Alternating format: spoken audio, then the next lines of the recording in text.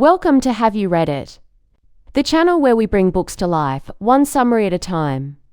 Today, we're tackling a thought-provoking concept in Ingrid Robeyns' Limitarianism, the Case Against Extreme Wealth.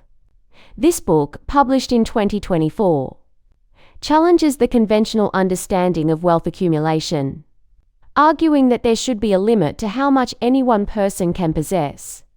Robeyns uses Elon Musk to illustrate this point, noting that in 2022, Musk's assets were worth $219 billion. She then puts that into perspective by stating that to amass that kind of wealth, one would need to earn almost $2 million per hour, every working hour for 45 years. Limitarianism is valuable because it addresses the growing wealth disparities in our world, exploring the moral, political, and practical implications of extreme wealth. It invites us to reimagine our world, prioritizing social justice and the well-being of all. Let's get into the main arguments of limitarianism.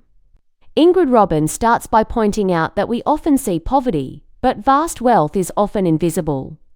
She introduces the idea of a riches line, the level of personal wealth that allows us to flourish. She argues that at some point, we can have so much money that it would be immoral to keep it. She makes a distinction between three thresholds: the riches line, the ethical limit, and the political limit. The riches line is the level at which additional money doesn't significantly improve your life. The ethical limit is the maximum amount you can morally own. The political limit is the wealth cap that society should enforce. The book cites Oxfam reports and economic data to illustrate the growing wealth of the richest individuals amidst global crises. It addresses the win-win narrative of global capitalism, arguing that the rich have taken the lion's share of the gains, leaving only scraps for the poor and middle classes. Robeyns emphasizes the importance of understanding class and the conflicts of interest between different socioeconomic groups. She points out that if class is not talked about, then there's no need for class struggle, redistribution of wealth, and a fundamental revision of the social contract. The book talks about the deeply immoral and often illegal nature of extreme wealth. It discusses various forms of dirty money, including that associated with historical crimes against humanity, kleptocracy, and harmful business practices. It addresses tax dodging, highlighting the role of the wealth defense industry in helping the super-rich avoid paying their fair share. She argues that the super-rich have influenced and changed fiscal law to further evade paying taxes. All this accumulates to the detriment of society. The book underscores that extreme wealth undermines democracy, warping its defining features. The commodification of citizenship, funding of political candidates, lobbying, and control of media outlets by the wealthy elite threatens the core democratic principle of political equality. It highlights how the Koch network and the Davos men actively work to promote their interests and influence political decision-making, eroding democracy from within. Robeyns writes that by exchanging ideas and being willing to have one's point of view challenged or potentially changed is what defines us as reflective beings, and it is the beating heart of a democratic society. Limitarianism links extreme wealth to climate change and ecological crises, arguing that the rich have disproportionately high carbon emissions and often invest in polluting industries. The book addresses the polluter pays principle, advocating for the confiscation of dirty money and reparations for past harms. It stresses that as long as the super-rich benefit from wealth accumulated due to unsustainable actions, their wealth is also effectively setting the world on fire. Nobody can save the planet and get super-rich at the same time. The book presents a philosophical argument against the notion that individuals deserve their wealth, highlighting the role of luck, social structures, and past generations in wealth accumulation.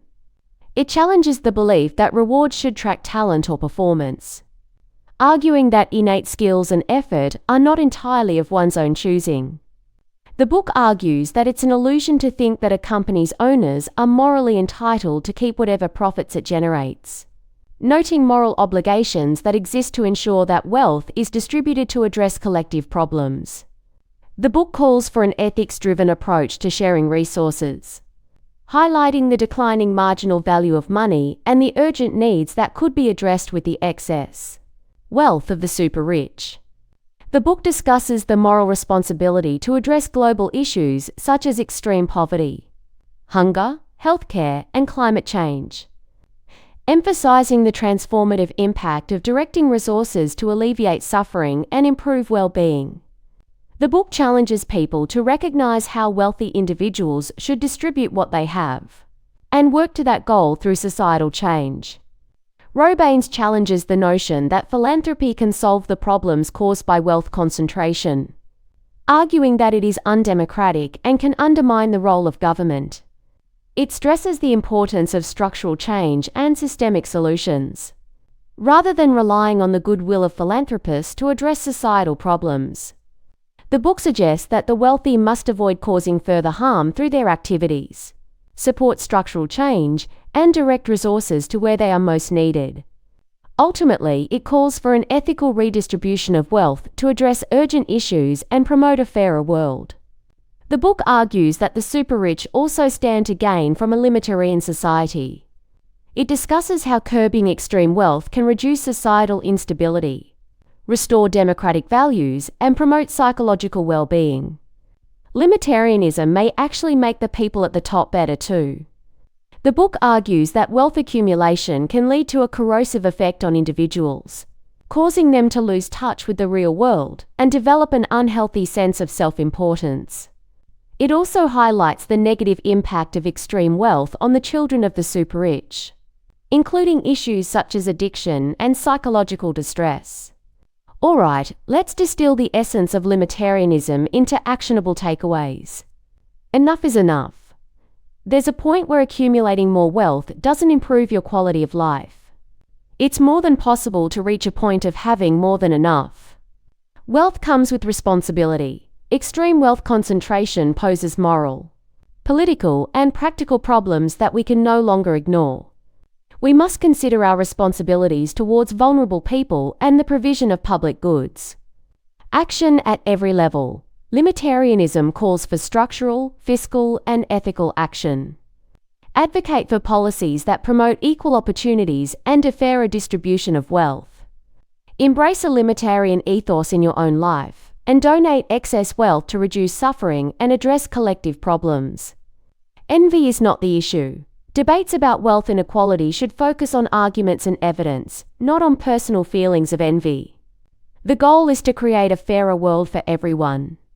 A better world is possible. Limitarianism offers a vision of a world with less injustice, where everyone has the opportunity to live a dignified life. It's a future worth striving for. In conclusion, limitarianism presents a compelling case against extreme wealth, advocating for a wealth cap to address societal injustices and promote a more equitable distribution of resources. Ingrid Robeyns encourages readers to consider the moral, political, and practical implications of wealth concentration, urging them to support policies and actions that limit individual wealth for the betterment of society. She does this, she hopes, while provoking necessary conversations and inspiring action towards a fairer world for all, including those who currently stand to lose the most from a shift to limitarianism. Thanks for watching. Make sure to give this video a thumbs up and hit that subscribe button so you never miss our next book dive.